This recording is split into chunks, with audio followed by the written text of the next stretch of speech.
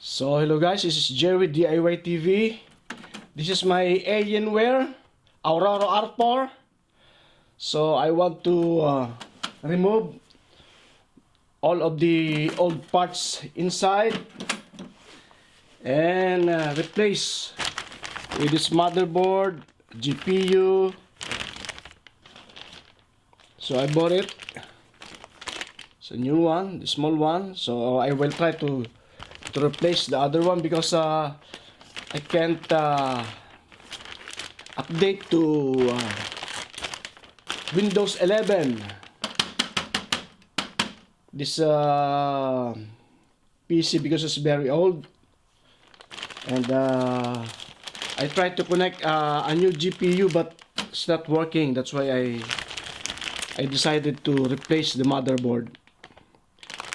This is this is with the CPU i5 12400F. So let's open it and remove all the parts inside. So let's open it. Voila. Remove this.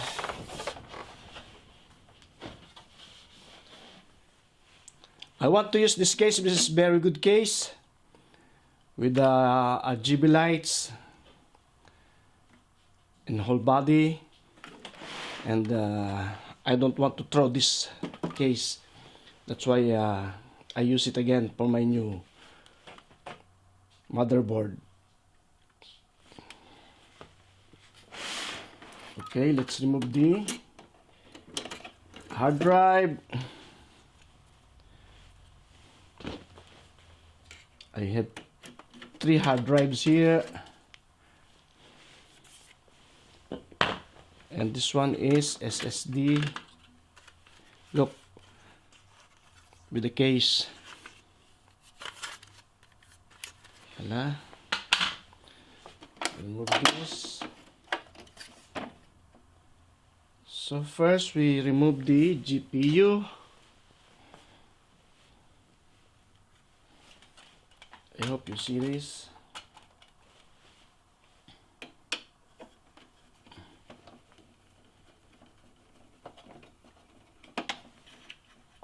Voila. And cable.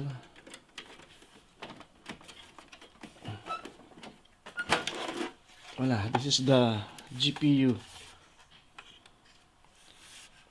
It's Radeon Graphics AMD.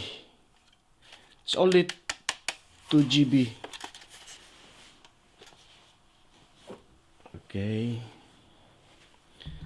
I hope you see. So next, we remove the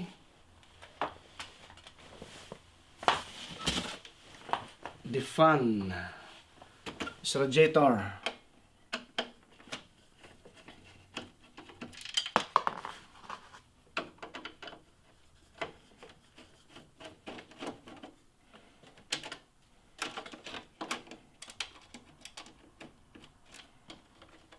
I hope all the sockets for the line here is compatible to our new motherboard.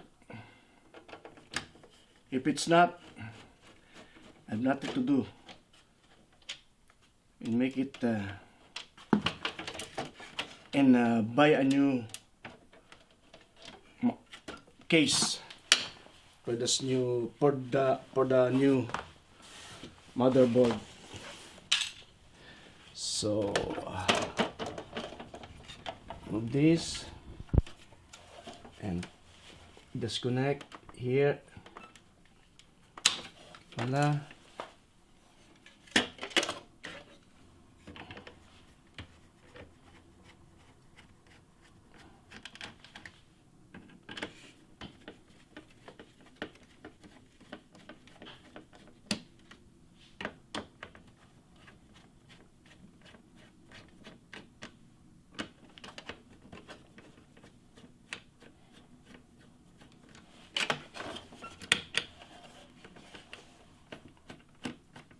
This Alienware board is great. It's good quality, but I need to change it. Like I said, it's very old. Wow, how to open this? I can't remove this one. Lala. How to remove this one?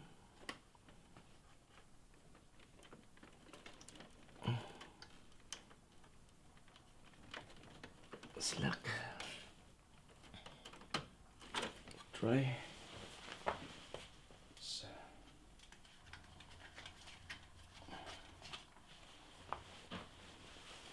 It's hard to remove. You need to press here. Yes. You need to press here. Voila. And here is, and this is the fan, cooling fan for the CPU.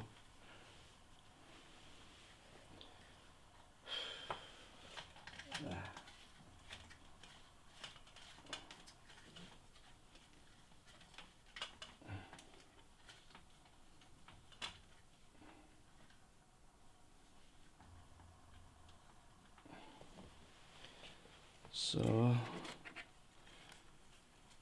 we put it here.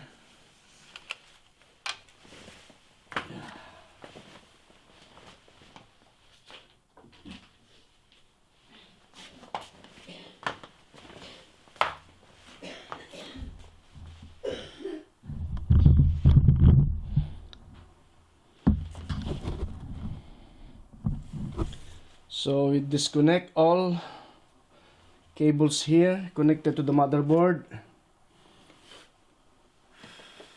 So let's try this. This is the main cable. Voila. This is the main. And this is the CPU power line here. Voila.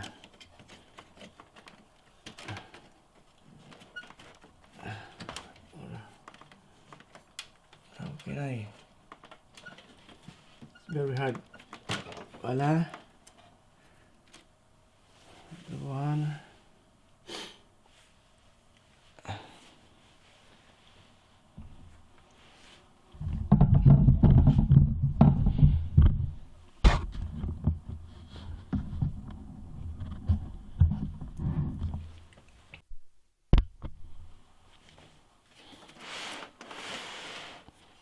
Voila, I think all the cables are disconnected.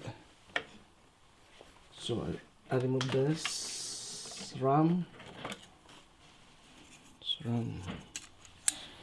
Okay.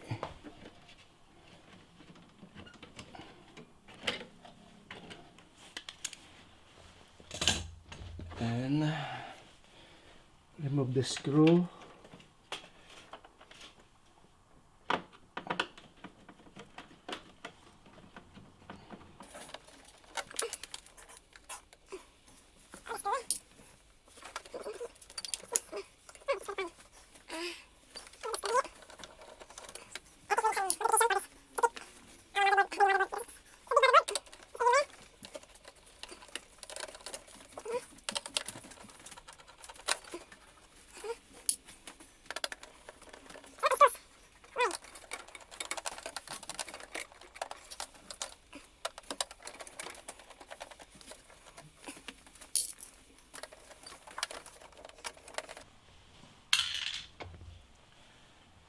I think we've done all the screw. So try to remove this. Voila.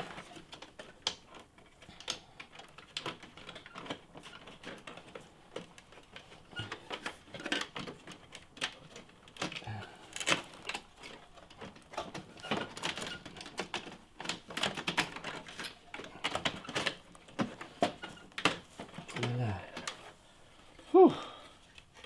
This is the motherboard for the Alienware.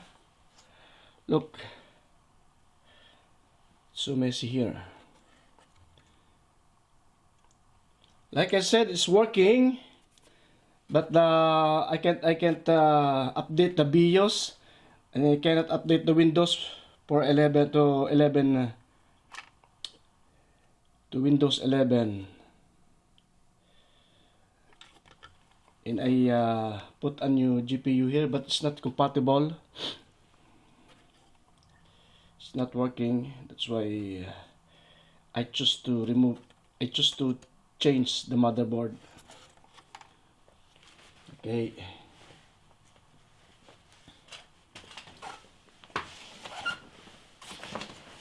So this is the old one.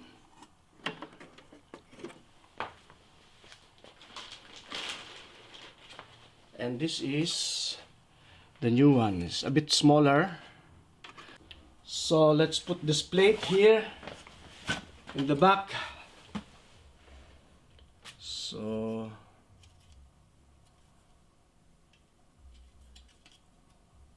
it goes like this. Voila.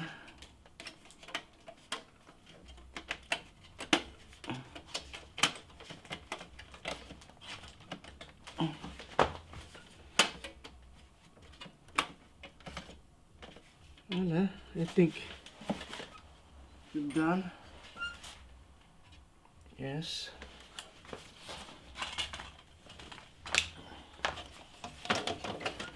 And so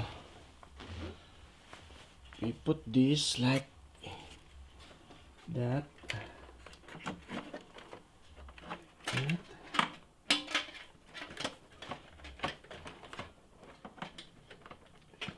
Like that. Yeah.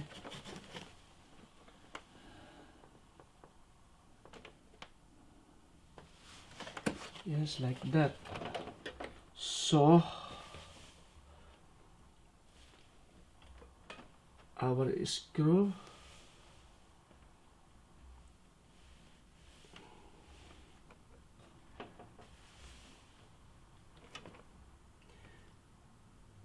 there is only 2 screw fitted here. Only 2, 3, 4. Oh, yes. Look.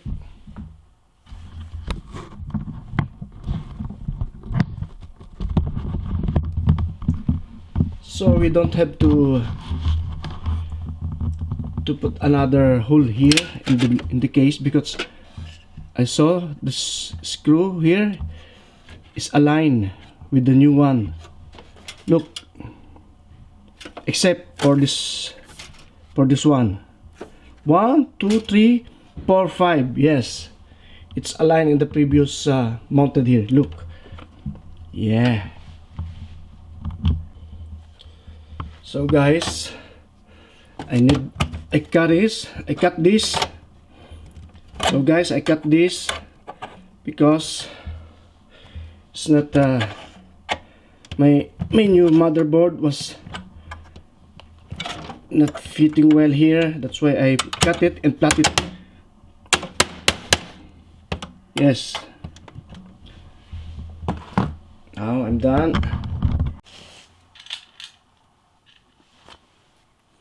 So let's put the screw.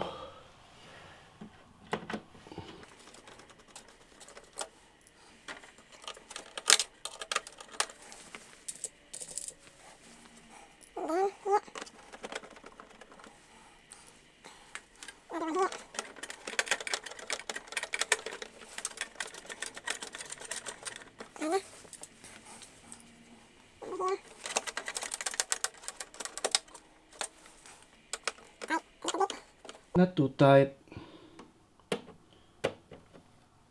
Voila.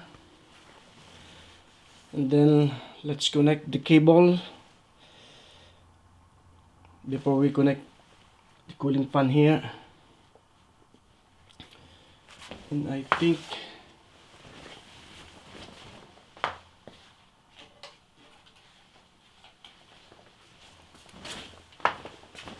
I want to use this fan again.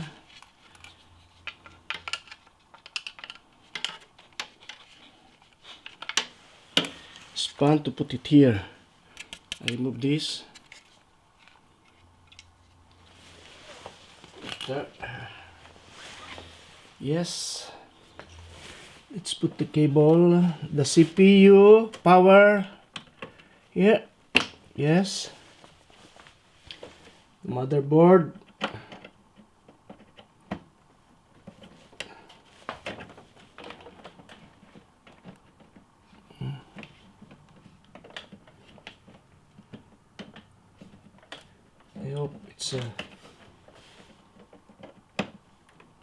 I hope it's fit here.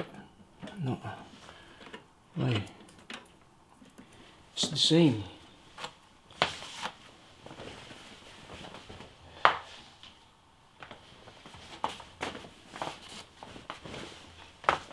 Yes, this is the old one.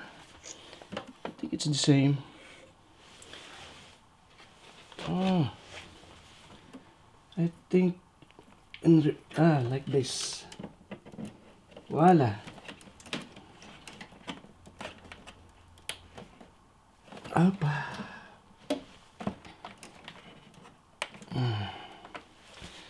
And then this one here.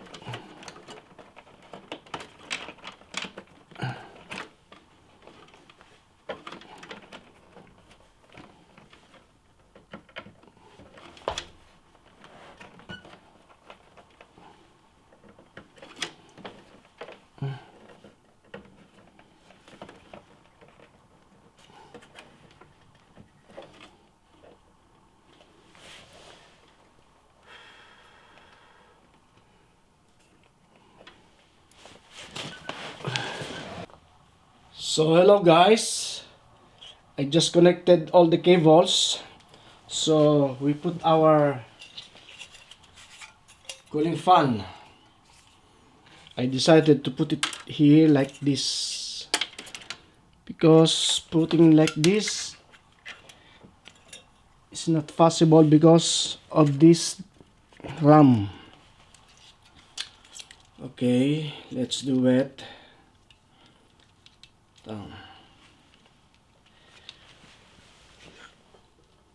We will put the thermal paste first. Okay.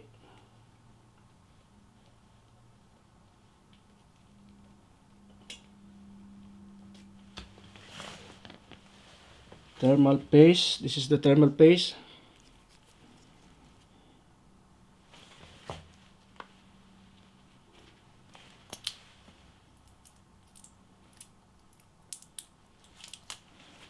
Voila. Let's put in the middle.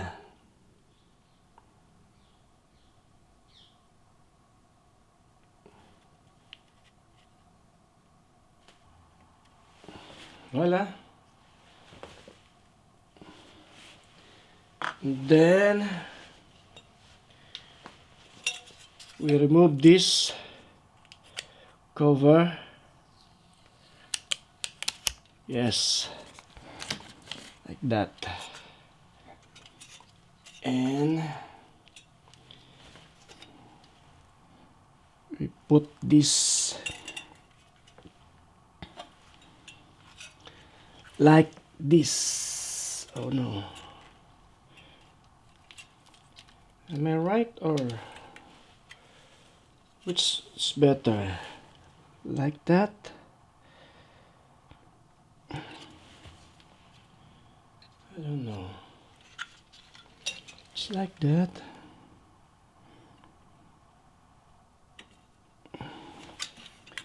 Okay, put it like that. So we need our screwdriver. Where's the screwdriver? Oh my god.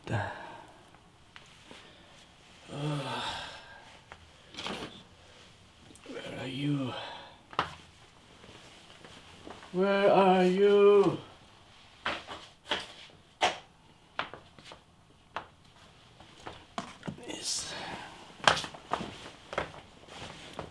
Okay.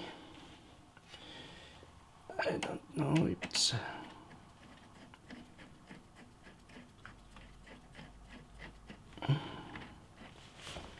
where is the screw?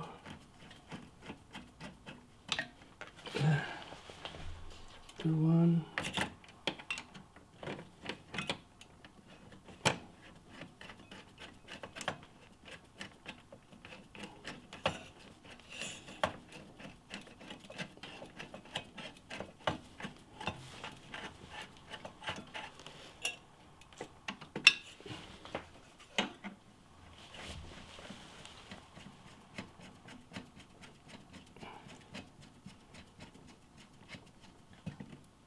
Voila.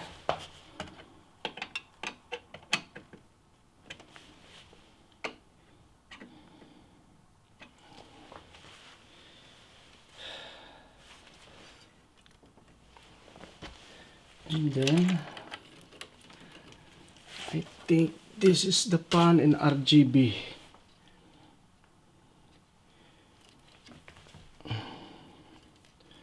Ooh la la. So we need to put our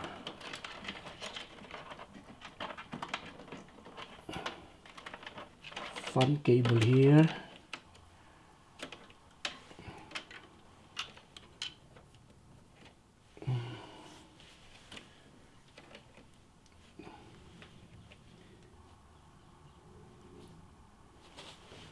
I think it's the right way. Ooh la la.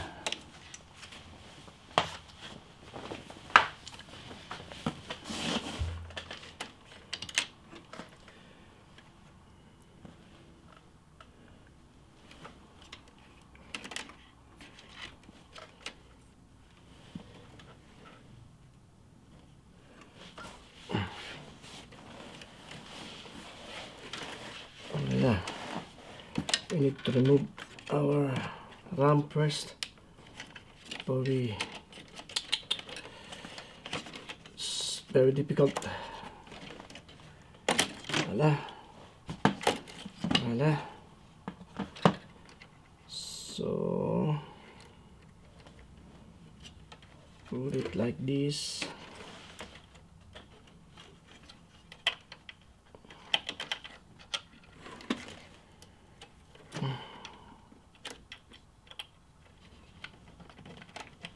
Voila. We will arrange it up there. And then the RGB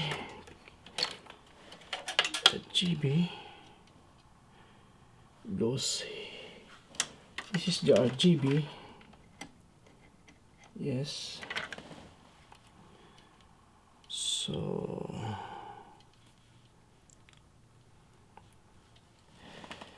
we put it here.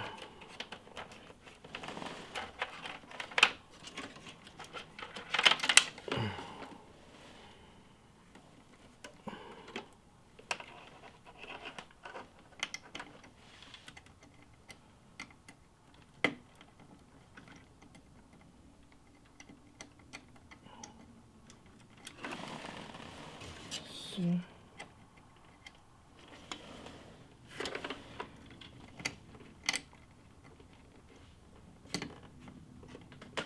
voila.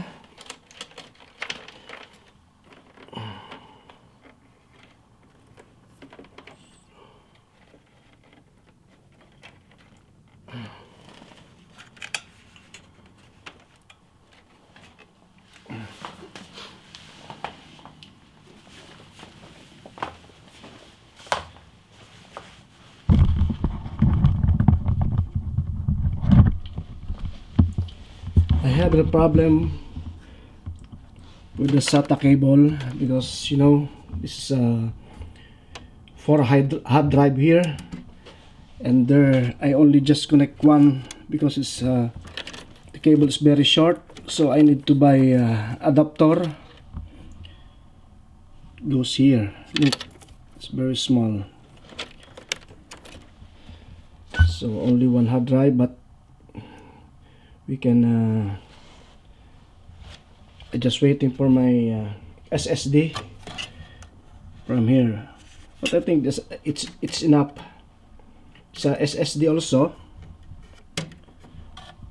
and we put the SSD there, 1.2 SSD there.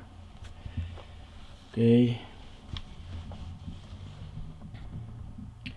and I have a problem also for the USB cable because it's not compatible, so I need to buy the adapter also. Look, these two cable is not compatible, so I need to buy